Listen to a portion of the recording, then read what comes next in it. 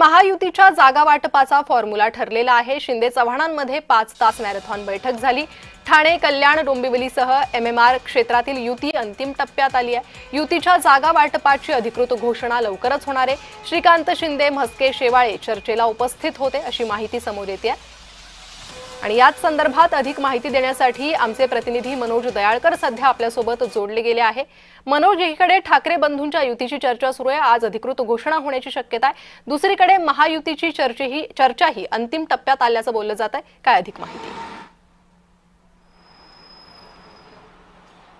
बरोबर, आपण बघितलं तर महानगरपालिकेची निवडणूक आता पुढच्या महिन्यामध्येच आहे आणि काही दिवसच आता शिल्लक राहिले आणि त्यावरती आपण बघितलं भाजप आणि शिवसेनाची बैठकाचं सत्र हे सुरू आहे। त्यामध्ये 3दा आपण बघितलं भाजपची आणि शिवसेनेची बैठक झाली आणि त्यावेळी भाजपचे आणि शिवसेनेचे नेते देखील उपस्थित झालेत। आणि आपण बघितलं नागपूरमध्ये हिवाळी अधिवेशन जेव्हा सुरू होतं तेव्हा उपमुख्यमंत्री एकनाथ शिंदे आणि प्रदेशाध्यक्ष रवींद्र चव्हाण यांच्यामध्ये बैठक झालेली होती आणि त्यामध्ये देखील महानगरपालिकेबाबत चर्चा झालेली होती आणि तेव्हा एकमेकांचे आपण बघितलं तर जे पक्षातील कार्यकर्ते आहेत ते एकमेकांमध्ये घेऊ नये अशी देखील चर्चा सुरू झालेली होती। आणि त्यामध्ये आपण बघितलं आता पुन्हा काल प्रदेशाध्यक्ष रवींद्र चव्हाण आणि उपमुख्यमंत्री एकनाथ शिंदे यांच्यामध्ये 5 तास ही बैठक पार पडलेली आहे। 5 तास ही बैठक झाली आणि त्या बैठकीमध्ये आपण बघितलं जी महानगरपालिकेची निवडणूक येणार आहे त्या निवडणुकी संदर्भाच्या बैठकीमध्ये चर्चा झालेली होती आणि त्यामध्ये आपण बघितलं ठाणे, कल्याण, डोंबिवली तसंच मुंबई उपनगरामध्ये